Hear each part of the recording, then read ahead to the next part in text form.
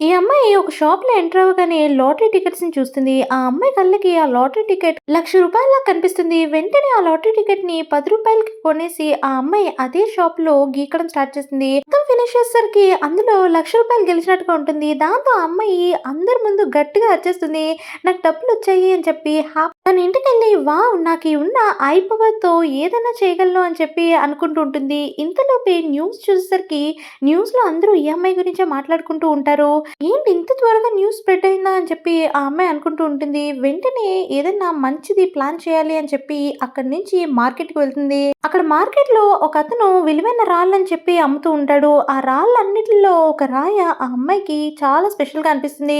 ఆ రాయి రూ. 1,00,000కి విలువ చేస్తుందని తెలిసి ఆ అమ్మాయి వెంటనే దాన్ని 5,000కి కొనేస్తుంది. ఈ రాయిని ఇప్పుడే మీరు కట్ చేసి చూపిస్తారా అని చెప్పి కట్ చేయమంటుంది. కట్ చేయగానే అందులో వజ్రం ఉండేసరికి వాళ్ళందరూ కూడా షాక్ అయిపోతారు. అక్కడ ఒక డబ్బున్న అబ్బాయి కూడా ఉంటాడు. ఇంతసేపు వెతికాను నాకు దొరకలేదు అని చెప్పి ఆ అబ్బాయి అనుకుంటూ ఉంటాడు. షాప్ ఓనర్ అనవసరంగా నీకిచ్చాను అని చెప్పి బాధపడుతూ ఉంటాడు. అక్కడే ఉన్న వ్యక్తి నేను దీన్ని 7,00,000 కొనుక్కుంటాను అనేసరికి ఆ అమ్మాయి చాలా సంతోషపడుతుంది. వెంటనే నేను నమ్మేస్తాను అని చెప్పి అతనికి ఇచ్చేసి ఆ 7,00,000 తీసేసుకుంటుంది. హమ్మయ్య! ఇక మీదట ఎలాంటి సమస్యలు లేవు అని చెప్పి అనుకునే లోపే ఈ డబ్బున్న అబ్బాయి వచ్చి నాకు మీ దగ్గర టీచింగ్ ఇప్పిస్తారా అని చెప్పి ప్లీజ్ ప్లీజ్ అని అడుగుతూ ఉంటాడు. నా దగ్గర క్లాసెస్ అంటే రోజుకి 20,000 అవుతుంది అని చెప్తుంది. దాంతో ఆ అబ్బాయి కాసేపు ఆలోచిస్తాడు. ఈ అమ్మాయి సర్లే అని చెప్పి ఎళ్ళేసరికి నేను ఇస్తాను అని చెప్తాడు. దాంతో ఆ అమ్మాయి షాక్ అయిపోతుంది. కాఫీ షాప్‌కెళ్ళి ఇద్దరు మాట్లాడుకుంటారు. అసలెందుకు నీకు ఈ క్లాసెస్ అవి అని చెప్పి అడుగుతూ ఉంటుంది ఆ అమ్మాయి. వెంటనే ఆ అబ్బాయి చెప్తాడు. నేను స్టాక్స్‌లో ఇన్వెస్ట్ చేస్తున్నాను. కానీ ఎప్పుడు చూసినా నేను లాసే అవుతున్నాను అని చెప్పి. నాకున్న ఆస్తంతా కూడా నా వల్లే పోతుంది. ఈసారి ఎలా అయినా సరే స్టాక్స్‌లో ఇన్వెస్ట్ చేసి బాగా డబ్బులు సంపాదించాలి అని అంటాడు.